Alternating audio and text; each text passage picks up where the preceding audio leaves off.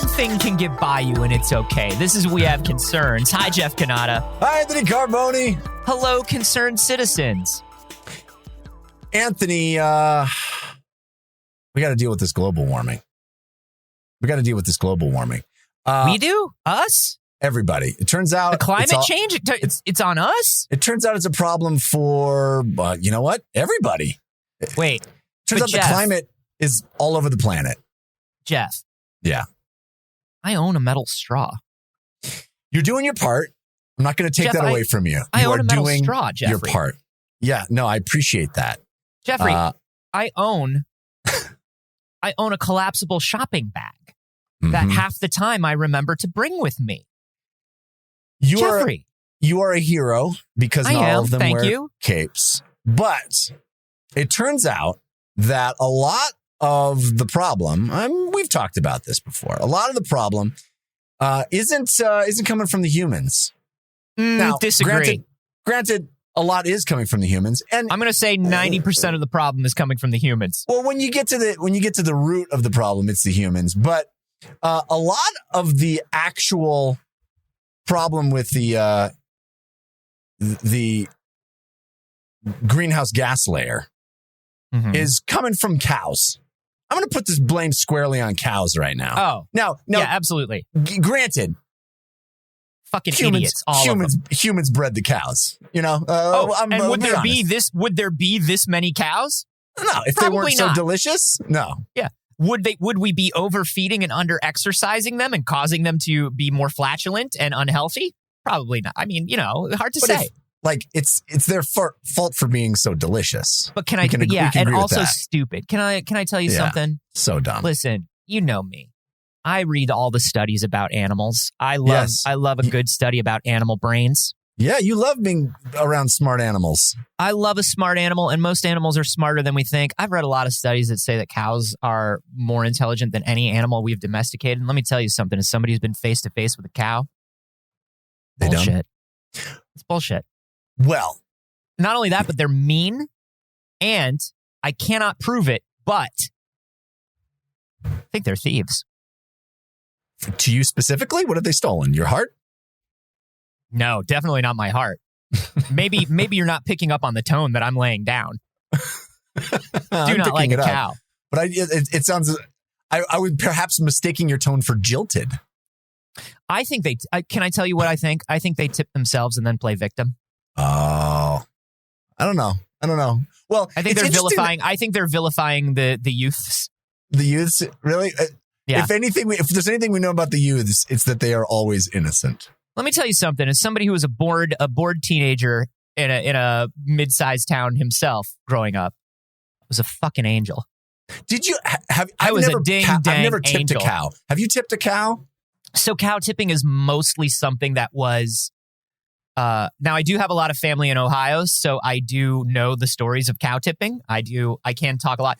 Cow tipping is something that the media mostly picked up on and turned into a thing. It's not really a thing? It has happened, and certainly it has happened before. But have you ever? Cows is heavy, my guy. It ain't easy to tip a cow. I've never tipped a cow, but mostly because their service has never gone above and beyond. You know? Wow, you led me there, and I did not see it coming, and I let you lead me there, and that's on me. That's my fault. So cows is going to fart, though, Jeff. What? But cows is going to fart, though, Jeff. He's going to fart. Weren't we talking about somebody who had invented something to catch their farts and turn it into valuable fuel? Haven't we already done enough? Wasn't that an episode of We Have Concerns already? Perhaps. I thought we fixed this with the Fart Catcher 3000. No, the Fart Catcher 3000 is only doing part of the work, Anthony. And I'm so glad you framed this as an intelligence issue, because that is at the heart of this story, which is about not cows just only trying fart to because they're dumb. Well, I think here's the thing.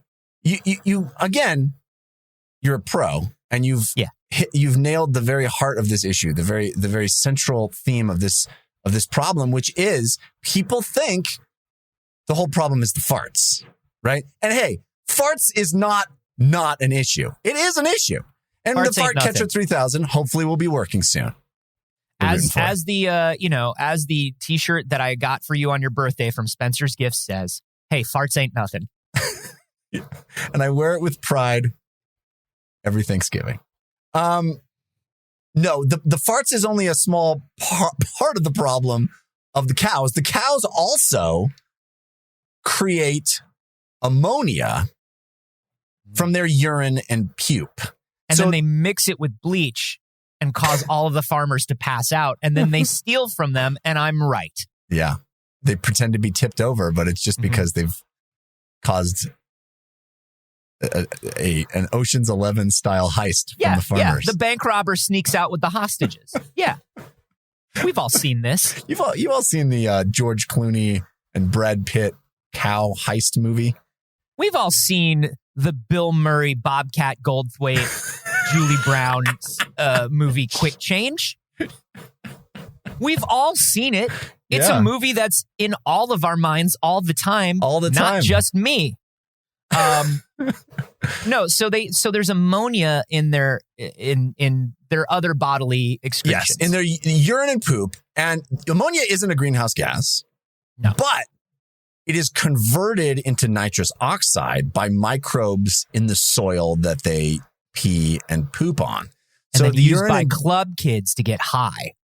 Yes. You know, the club kids love to wipe their noses with pee-soaked soil. They love to do the whippets from pea-soaked soil.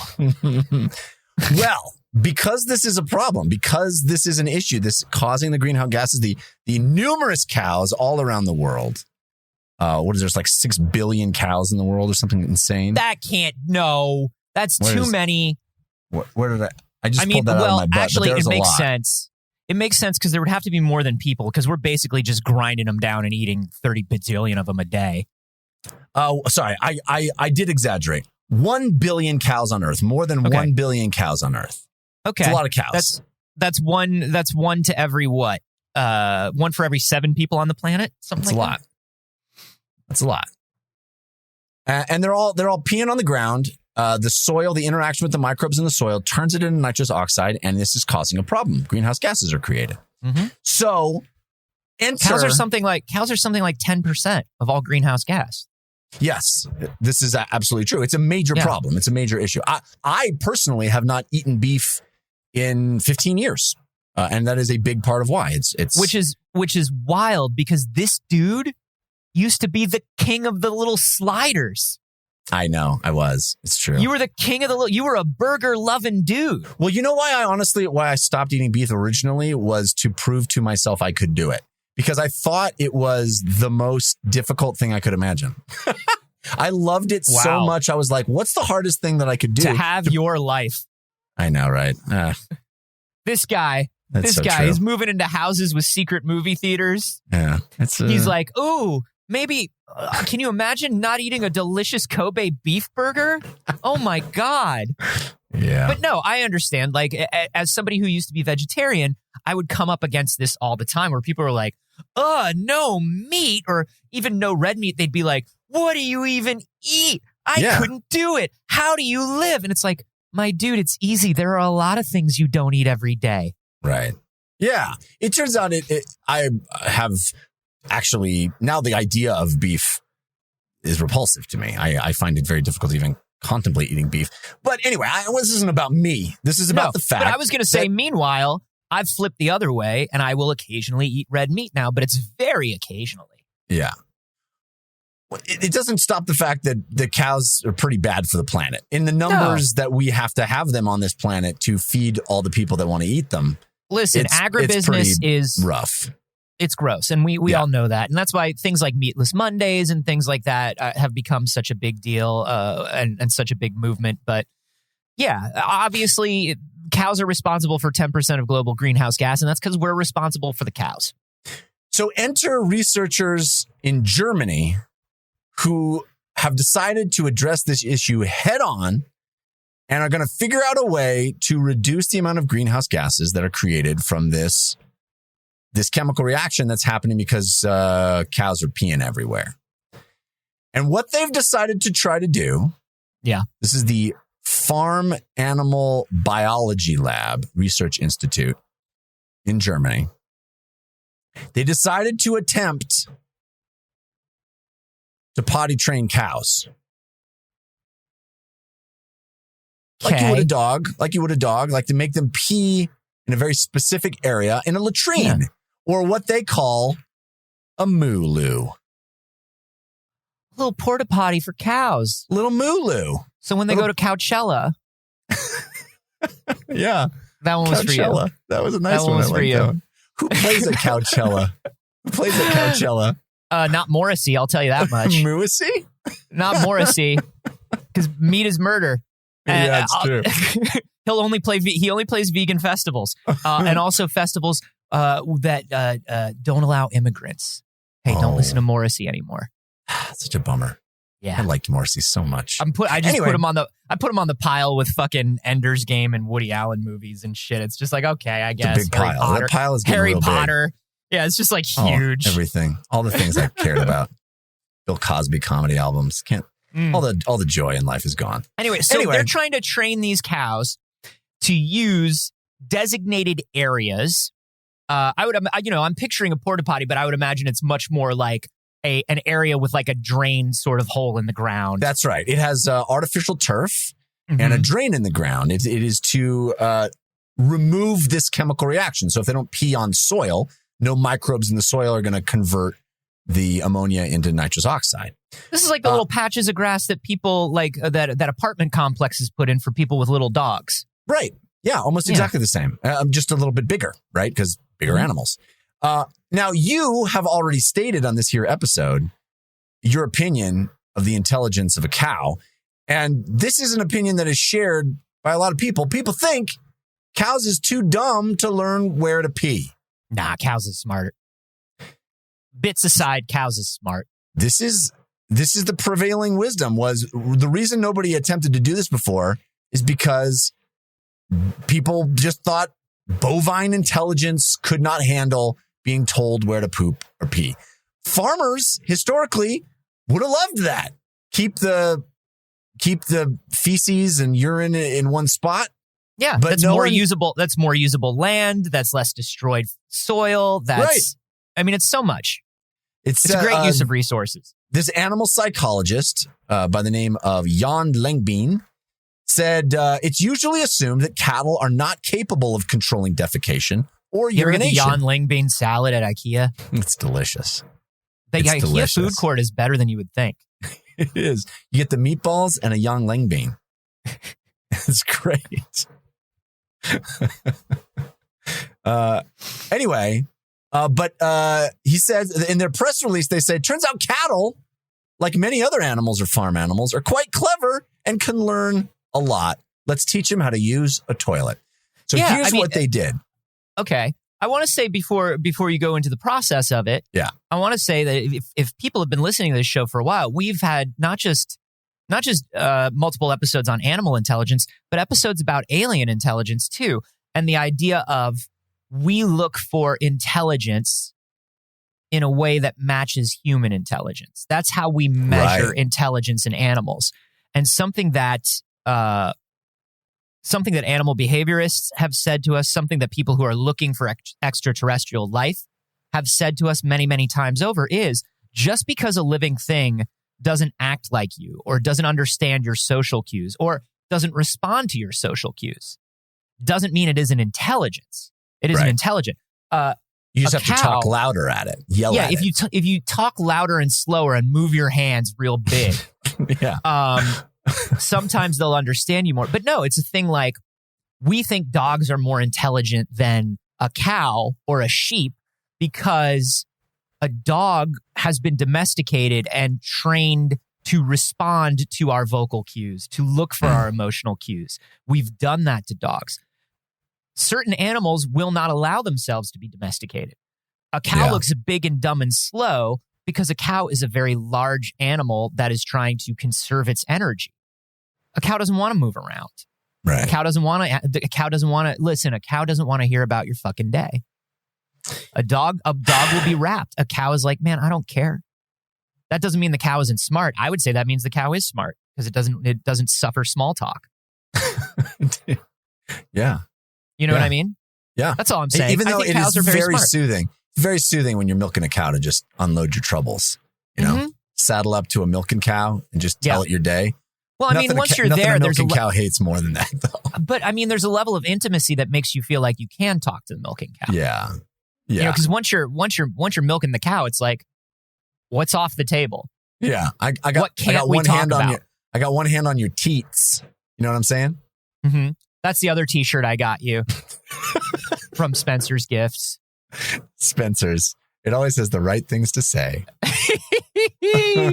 So how did they, knowing that these cows are smart, going against bucking the trends and the common theory of the average person, how did they prove that these cows are smart and train them to do this? Well, they started small. They had a sample size of 16 cows. They built this mooloo, which is basically what we described. And then they brought them onto the mooloo, waited for them to urinate or defecate, and were given mostly urination that they wanted, because the defecation still was a problem on this contraption. But when they urinated, they were given food or sugar water, which were endorsements of their decision. So it's basically an idea that it's basically how you train a dog. You know, it's like, good boy, you peed in the right spot. And then the next step was, you know, you did the carrot, now you got to do the stick. So you do the positive reinforcement of the nice foodie treat or the sugary treat when they pee in the right place. But then when they go and pee in the wrong place, you got to do the negative reinforcement. So that was not done. It was supposed to be an unpleasant stimulus, but it was not done in any kind of physical way. They didn't beat or whip the cows. What they did was they just played a terrible noise. They talked about their day. They said, all right, you peed in the wrong place. That reminds me of a story. Yeah. Let me tell you what I did today. I know what you did today. You peed in the wrong place, but let me tell you about trying to find the right drawer pulls for my dresser. Oh, what a day I had. Yeah. But it turns out the harsh sound, not effective. Cows didn't care. Cows didn't care. Dude, cows put up with too much shit already. Listen, the way we raise cows and the way we treat cows, do you really think the loud noise is going to phase them? Come on. Yeah. The cows hang out near freeways. I've seen it from the freeway, you know? One of the reasons people think cows are dumb is because they aren't phased by our weird stimulus. You know what I mean? True. It's so true. That's why people think cows are dumb. It's like, you dumb cow, I'm yelling. Why aren't you looking at me? It's like, why would I look at you? You're yelling at me. Yeah. I choose not to engage. I'm a fucking cow. Who's the idiot now? Loud guy. I bet you reply to every tweet somebody sends you too, don't you? Says the cow. You don't need to engage. No. So they had to up the ante from the loud noise. Oh, no, they didn't. They could have just done all positive. Well, they needed some negative. So they swapped out the loud noise for something that the cows absolutely could not stand. Being sprayed with water. That is annoying. It's like a cat, you know, the cat, you get the spray bottle and you're like, bad kitty, squirt, squirt at the cat. No, you definitely don't. It's one of the least pleasant. It's one of the least pleasant things. Yeah. Cows hate it. It's one of the least pleasant things. We've talked before about my love of 4DX movies. Yeah. Where you go to theater. Screen moves, lasers, D-box. I love the D-box. I love when everything's happening all around. Like my screen, my chair is shaking. It's like all that stuff. Gotta help you if there's rain in the scene, though. Exactly. There's one thing that the D-box movie does that I hate, and everybody in the theater hates it. And there are only two switches on the D-box seat. One is to turn off the motion entirely if you get motion sickness, and the other is to turn off the water, because so many people hate the water. Yeah. I'm sitting there, I'm watching Fast 9. My car's moving like a race car. I'm having a great time. All of a sudden, character backstory, very sad. It rains. A little bit of water hits me. I literally do the cat face thing that all cats do. And I look at everybody else in the audience and we're all doing it. And I'm just like, fuck this. Water, spraying anything with water is the perfect negative reinforcement. Well, you wanted the fourth dimension. You wanted the fourth dimension. What did you expect? The fourth dimension. My friend who used to work at Universal Studios was like, he was like, ugh, do you know what the fourth dimension in Shrek 4D is? I was like, what's the fourth dimension? He's like, it's just water. It's so much water. It's so annoying. Yeah. He's like, I get every time they make me work a shift there, I get cold because the air is so damp. I get a cold. My sinuses go insane. Nobody likes being sprayed in the face with water. Yeah. Turns out cows right there with you. This worked. This was the bad cow stimulus, was getting sprayed with water. Every time they peed where they weren't supposed to, they got sprayed with water. And eventually, it pretty well worked. The team found that the cow's ability to hold it, holding it, you got to hold it sometimes. When you hold it until you get to the toilet, surpassed that of young children, human children. I bet. They could do it better than a young kid can do it. You can imagine a bunch of cows doing the pee-pee dance out there on the field. I mean, that's what's the matter, cow? What's the matter, cow? You got to go to the moo-loo. We've literally given them no reason to not. Yeah. We expect them to just pee wherever they want. They expect to pee wherever they want because they're animal. They're used to just being animals out in nature. That doesn't mean they're not smart enough to figure shit out. Yeah. I mean, this was not foolproof. It turns out only 10 of the 16 calves that they used learned to pee in the proper place quickly and could routinely reproduce the action. So, dude, but even 10 out of the 16, what does that equal in a difference in waste and ammonia and stuff? That must be a lot. Probably. I mean, if you scale that up. Now, the problem that they're running into, that they are planning to tackle with their next phase of this experimentation is the scale problem, right? Because if you have, 400, 500 head of cattle and you need to do this training exercise, this period where you have to spray them when they're, I mean, that just doesn't scale. You don't have the manpower to watch for urination, train them.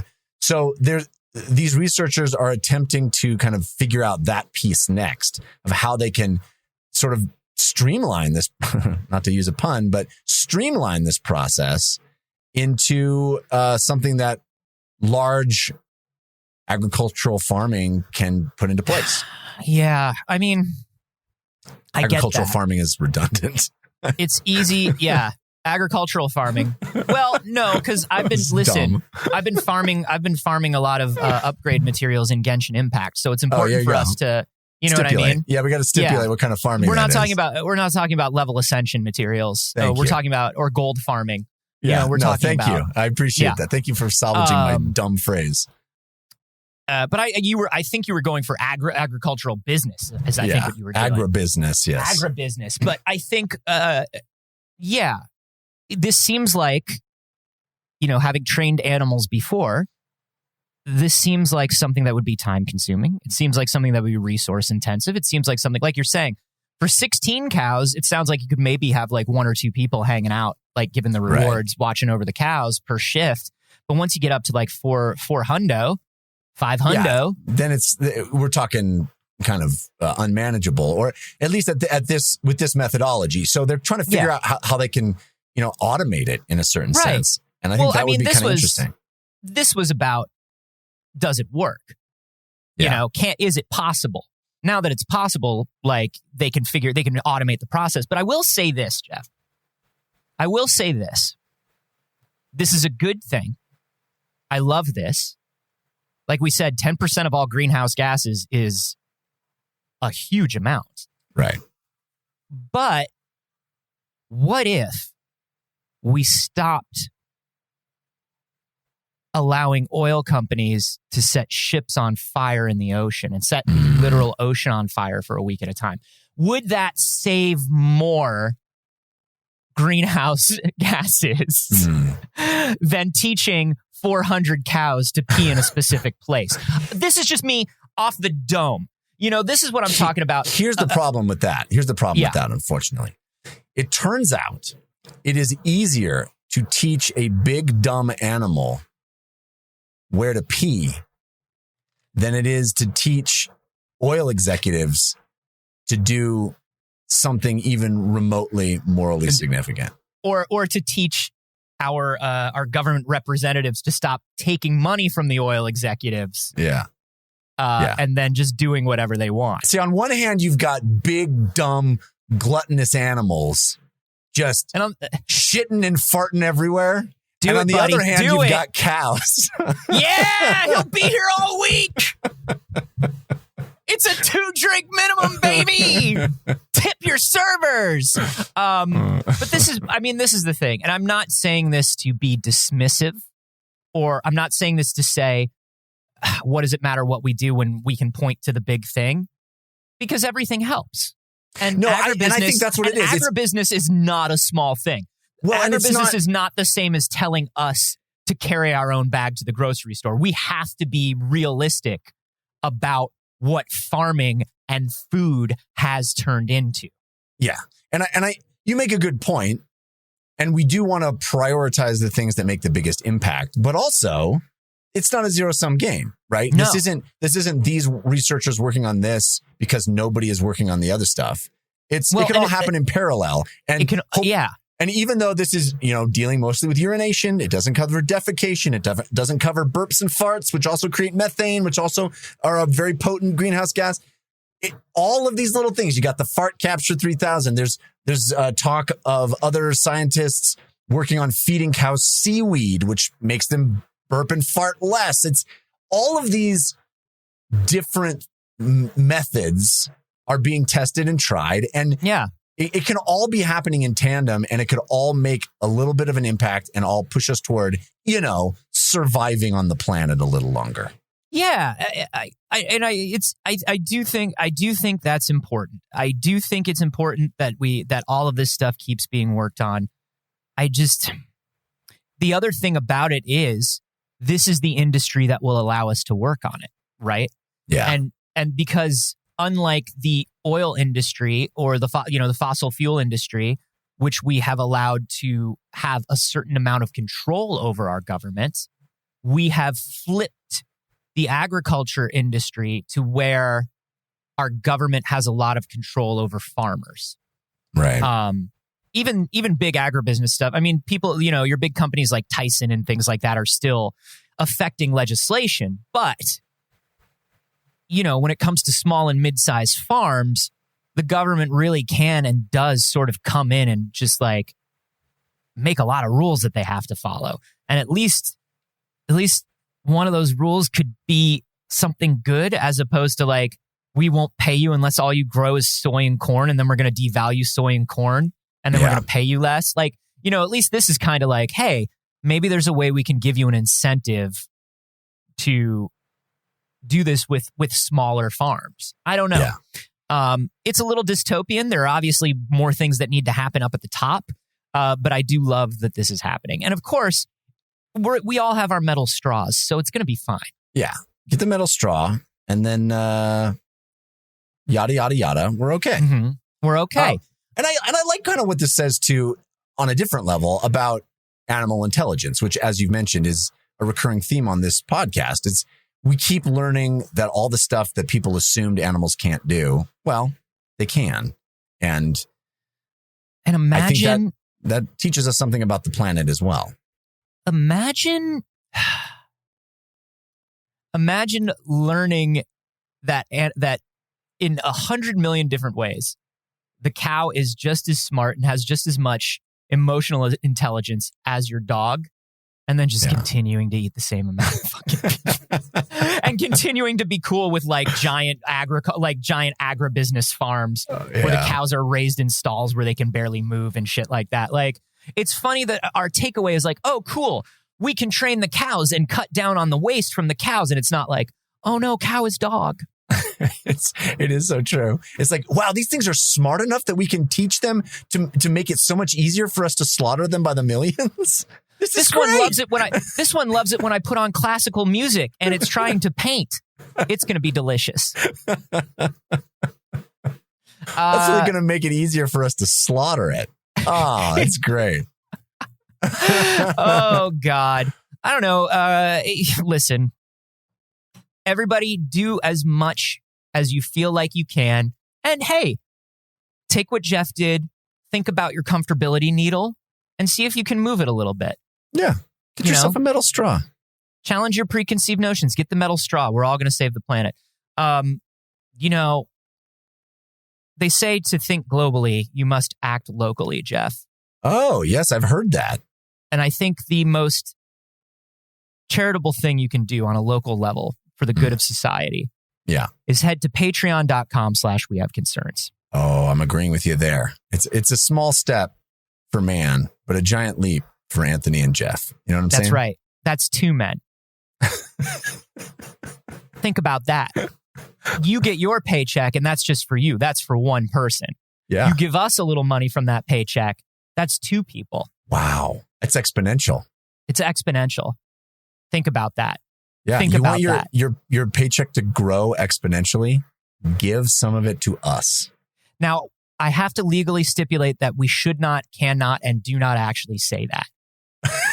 No, we haven't said that. We haven't said that. We said it, but we're not saying we it. disavow What we can say is that for $1 a month or more, you can join our Discord, which is a great community server where everybody is talking about games, movies, tech, science, episodes of the show, books, all kinds of wonderful things. There's a channel for just about everything you would want to think about, and you can do it with like-minded people who enjoy this podcast. As you give a little bit more every month, you get a little bit more, including bonus audio. Perhaps a couple weeks ago, you heard my clever viral marketing tactic, wherein instead of getting a new episode of the show, you got a little peek behind the curtain and you heard the bonus show that we put out every week. It was brilliant and not at all a mistake. Baby, I'm sort of a businessman. It's like three-dimensional chess. If you did hear that, we did get a lot of tweets from people that were like, I heard the mistake before you changed it and now I'm a patron. So a lot of people are saying it's worth it. It's fun quality content that you're missing out on. I'm sure if you listen to the show and you're not a patron, you hear us say a couple of things and then Anthony starts the show and you go, I wonder what that was all about. Well, now you can know. You know what it was all about? It was all about 30 minutes. That's right. That's an extra podcast every week and more at patreon.com/wehaveconcerns. Jeff, talking about, it's funny that you bring this up because I too would like to talk about tiny things people are trying as opposed to reining in billionaires. Yeah. I think reining in billionaires should always be our last resort. Listen, always. Listen, I want to know that Jeff Bezos is having fun. Yeah. You know?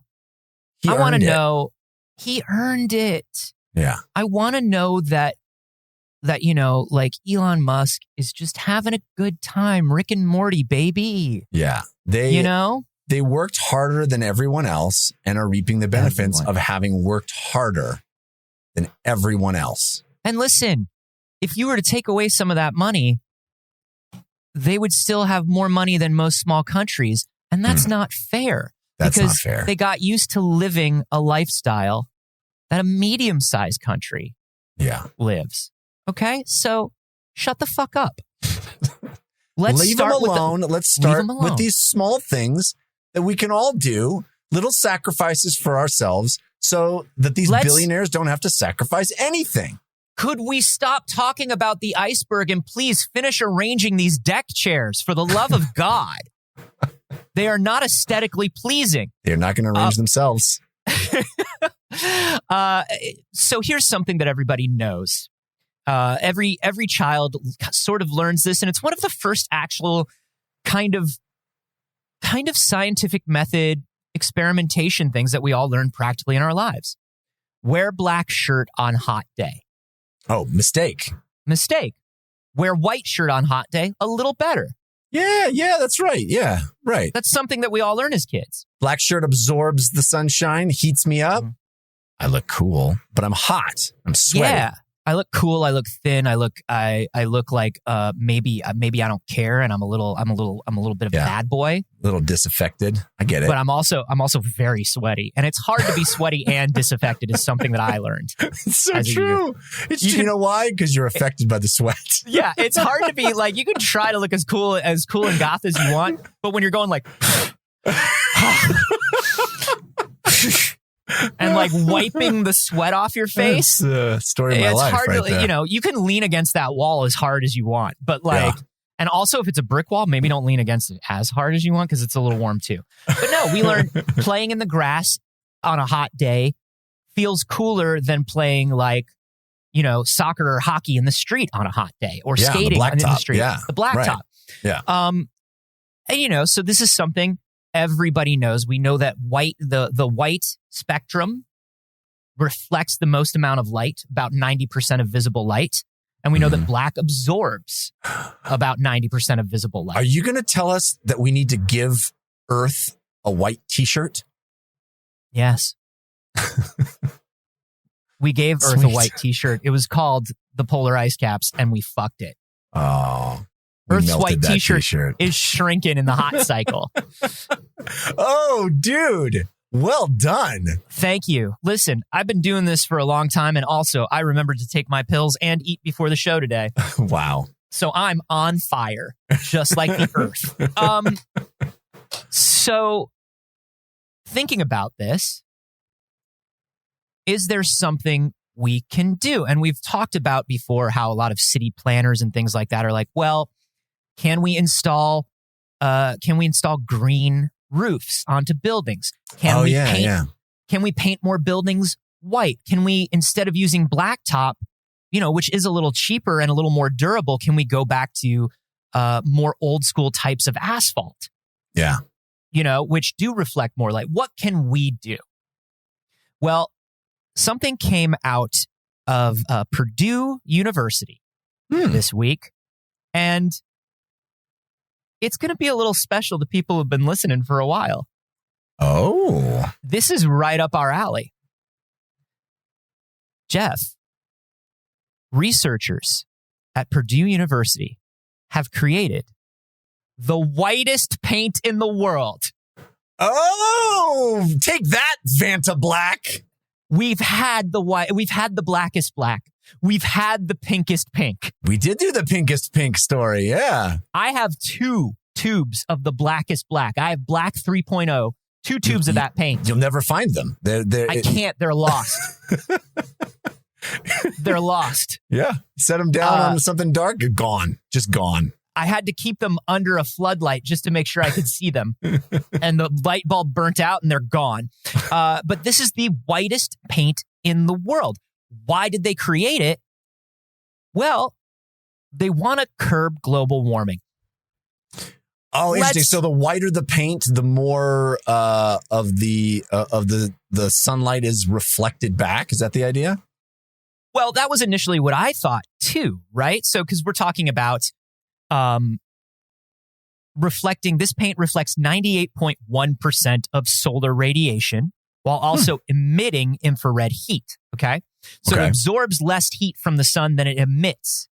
A surface coated with this paint is cooled below the actual surrounding temperature. What? That's amazing. This paint, a surface with this paint will be cooler than the ambient temperature around it. That's wild. That's kind of amazing, right? Yeah. And so what does how different is this than regular white paint? Like the paint that we would see, you know, just in the grocery store, department store, whatever. Sure. In the grocery store where I buy my sipping paint. What's wrong with me? You know what I didn't do? All the stuff that you did to make you I just like a little sipping paint. What I do is I don't get the gallons. I get the little testers. Yeah. You don't want to go to Costco. You go to the grocery store. I just have a little taste. Because then you get like a little sampler pack. You do a little flight. Yeah. The average white paint actually rejects and reflects 80 to 90% of sunlight. So they actually do still absorb heat. They're still going to get warmer as the day goes on. By reflecting 98.1% of it, it's basically, it can't absorb enough warmth to get as warm as the ambient temperature around it. Wild. That's amazing. So how does this get rid of global warming? Well, the properties of the paint itself don't. They absolutely do not. Just reflecting heat doesn't do it. But there's a reason why cities want to go to green roofs and they want to go to lighter surfaces. And that's because the absorption of heat causes more people to use more electricity and go through more resources. Oh, interesting. So if the house stays cooler because it's painted this super white, you don't use your air conditioning or your the energy it takes to cool your house. Absolutely. It takes less energy to cool your house. That is you wild. Need it less. Think about this in a city. Okay, like if you're in a big city, if you're in like, parts of, in LA, or like when I used to live in New York, especially, so many big buildings, so many people, so much blacktop, so many concrete surfaces. Yeah. The air at street level is so many degrees warmer. Right. And that causes a lot of stuff like we're talking about, where it's like people try to stay inside more. People are trying to get cool more. People are inside all day. They're running their ACs. They're watching movies at home. They're on their computer. They're not going outside. Right. Or on a hot day, people don't want to walk around. They want to use their car. They want to take a cab. They want to, you know what I mean? Right, right. So you're using more energy because it's hotter. So the idea isn't, bounce the sun's rays back to it and prevent warming of the earth. It's literally just keep people cooler. This is act locally. Think globally, act locally. Because it's just keep people cooler around so that they stop using up all the energy it takes to cool themselves down. That's fascinating. Yeah, it is really fascinating. So I looked into like the average use of energy and white paint versus dark paint, because this is something that like paint companies will already tell you. This is something that architects will already tell you. People are always like, yeah, you definitely want to have your house painted a lighter color as opposed to a darker color if you live in a warmer climate. If you live somewhere that's cold most of the time, paint your house a darker color. So I was like, well, how much of that is anecdotal and how much of that is... So I looked this up. So like on a 90-degree Fahrenheit day, which is 32 degrees Celsius, okay? And like this is in Austin, Texas. It's called winter in LA. Yeah. It's 90 degrees was like, it's pumpkin spice latte weather. It's 90 degrees today, Yeah. In Austin, Texas, a white roof on that day had a temperature of 110 degrees Fahrenheit, which is 43 degrees Celsius. Okay. An aluminum coated roof had 140 degrees Celsius, or 140 degrees Fahrenheit, which is 60 Celsius. Yeah. That's a difference of 30 degrees Fahrenheit. A black single ply roof had a temperature of 190 degrees Fahrenheit. Man, that's 87 degrees Celsius. We're boiling water. Yeah, that's an oven. We're boiling water. And so just the color you paint your roof. That's wild. And this is not with this paint. This is with regular paint, is going to make a huge difference. It's amazing because I don't see white roofs. Do you? No. And that's because when we think about a house and we think about the platonic ideal of an adorable house or a nice looking home, it's maybe like a white or like a lighter neutral color with the white trim. But then what do you picture? You usually picture dark shingles or red shingles. Right. Or something like that. Because it contrasts the house and makes it look nice. But like, it's always dark shingles, man. That's interesting. There's got to be a reason other than aesthetics. I don't think there is. Really, man. I genuinely don't think there is. Because when I used to go, when my ex's mother moved to Arizona, and you've got some family in Arizona too. I do. When you go to Arizona, you will notice if you look at the architecture, everything is lighter. Yes. In the suburbs, everything is lighter because they know that and they think about it. Yeah. I still don't remember seeing white roofs. No, but you'll see like that lighter sandstone gray sometimes. Yeah.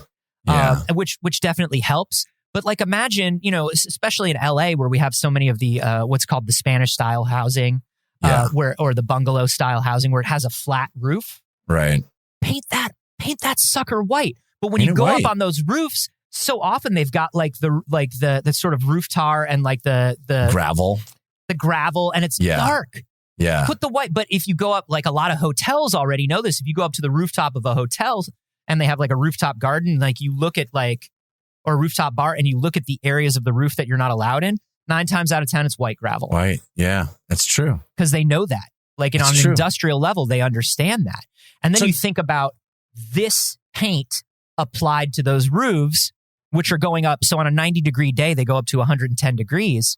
We're talking about on a 90-degree day, a roof not getting any warmer than 90 degrees. That's amazing.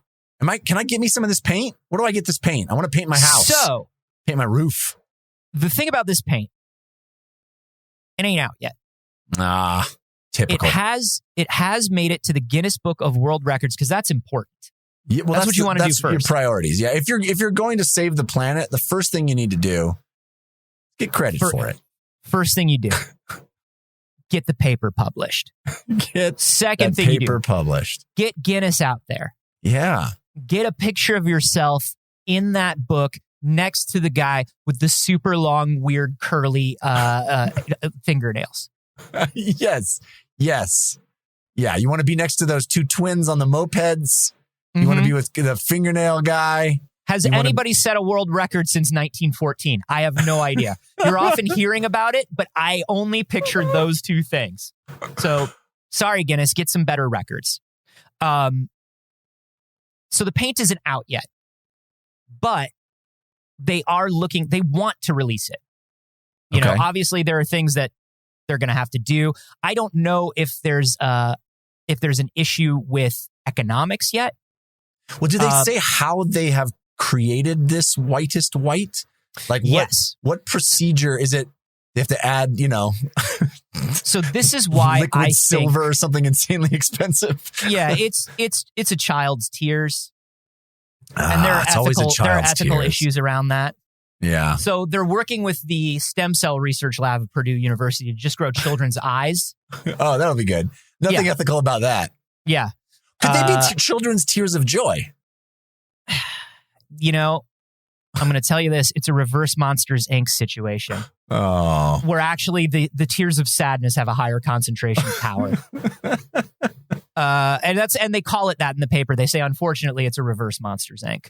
Yeah. No, the things that are making, and this is why I think it is expensive. I haven't looked into this compound yet, but the feature that makes this paint super, super white is a high concentration of barium sulfate, which is used in photo paper and cosmetics. And when I think of two of the most expensive things I've ever come across in my life. Yeah, photo paper and cosmetics, of course. Yeah. So pricey. Yeah. So it sounds like this might be something that has to be done on like a city level or an industrial level. I don't know. But if anybody's a chemical engineer, we had some people pop up in the Discord a couple weeks ago when we were talking about the Stradivarius violin. Yes. We had some people pop up and talk about the chemicals in that. It was so if awesome. you have any idea. Somebody also posted a follow-up article that somebody wrote about, like, why can't we just make more Stradivarius now? Which I thought was fascinating. Good stuff in that Discord. Good stuff. Good stuff. That's product placement, Holmes. Yeah. So, looking it up, I don't see how much it costs. But I do see that it's used. It also is used medically to help diagnose or find problems in the esophagus, stomach, and bowels. It's got because it's radiographic contrast. Turns out you ate a bunch of photo paper. Yeah, basically eat some photo paper and we can look at what's wrong with your tum-tum is what it sounds like. So no, it sounds like this is not an inexpensive thing. Right. And I was looking at, it'll pay itself back in home cooling costs. Yeah, I think that's, you think about a few years ago when y'all were living in LA and you put the solar panels on your home. Yeah.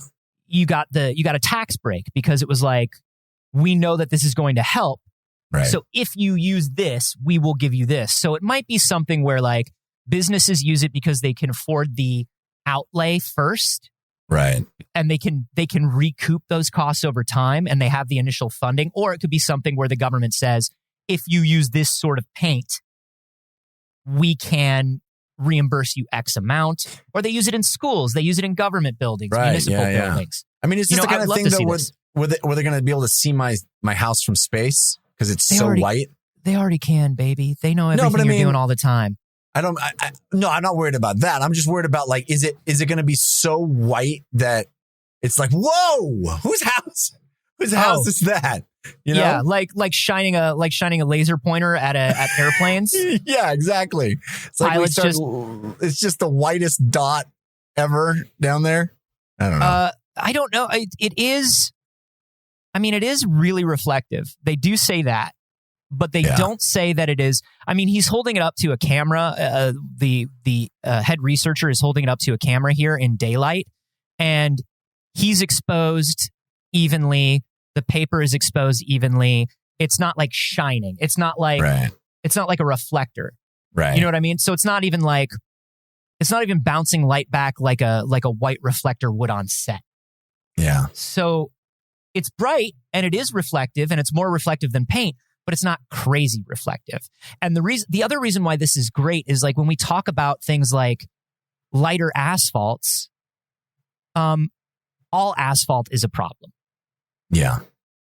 Even using lighter asphalts helps, but also like asphalt traps sort of, no matter how light it gets, it does trap heat. And then the chemicals that we use to make asphalt are being released into the air no matter what.